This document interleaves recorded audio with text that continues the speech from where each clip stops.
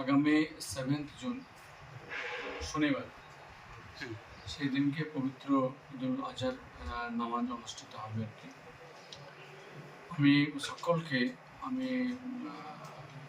পবিত্র ঈদুল আজহারের নামাজের ঈদের আমি তার শুভেচ্ছা অভিনন্দন জানাচ্ছি এবং সেই সঙ্গে জানাই যে সকলে ভালো থাকুন, সুস্থ থাকুন এবং সম্প্রীতি বজায় রেখে সকলে মিলে ঈদের আনন্দ উৎসব করবে।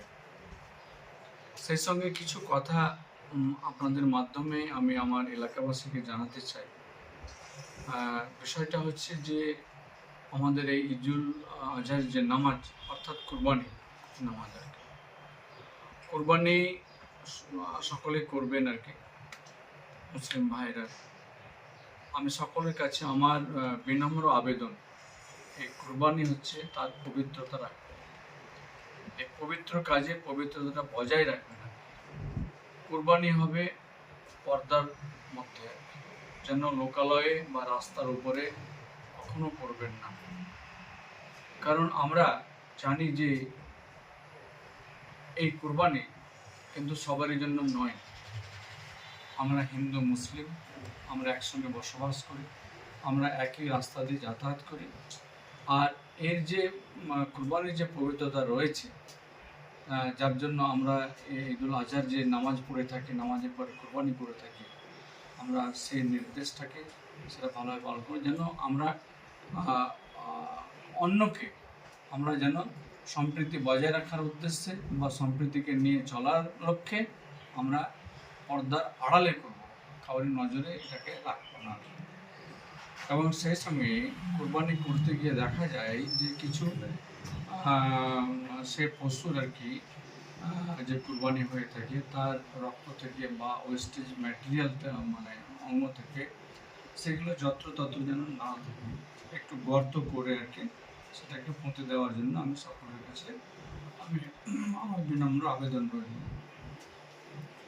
সেই সঙ্গে আরও একটা বিষয় আপনাদের মাধ্যমে জানাতে চাইছি, সেটা হচ্ছে যে ঈদের সময় আমার যে যুবক ছেলেরা বা ভাইরা, বিশেষ করে যারা 12 থেকে 25 বছরের মধ্যে রয়েছে, তারাকে দেখি যত্রতত্র আনন্দে আবেগে তারা বাইক চলাচল করে আর কি।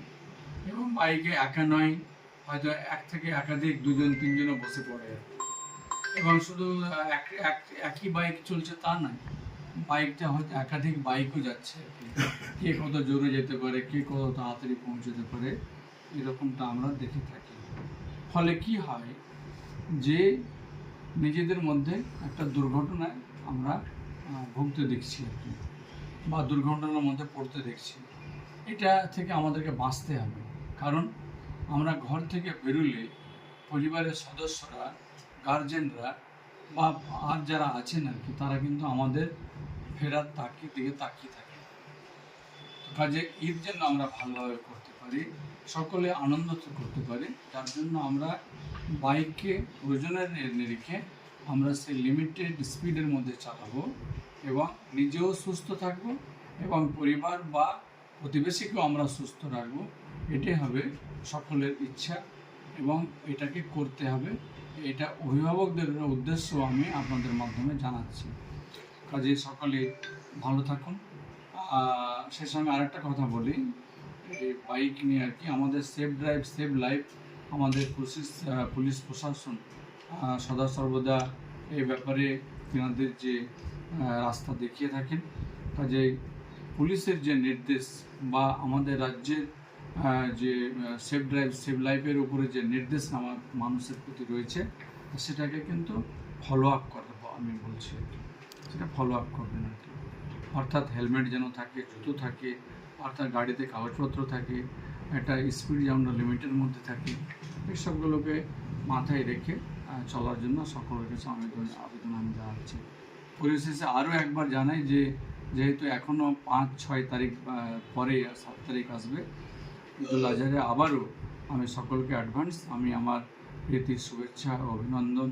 ভালো থাকুন, সুস্থ থাকুন এবং সকলের সাফল্য কামনা করছি, সুস্থতা কামনা করছি এবং সকলেই যেন আমরা ঐক্যবদ্ধভাবে সম্প্রীতি এবং একে অপরের পরিপূরক বজায় রাখতে পারি, সেই দিকে আমি চলার জন্য সকলের কাছে নিবেদন রাখছি। ধন্যবাদ।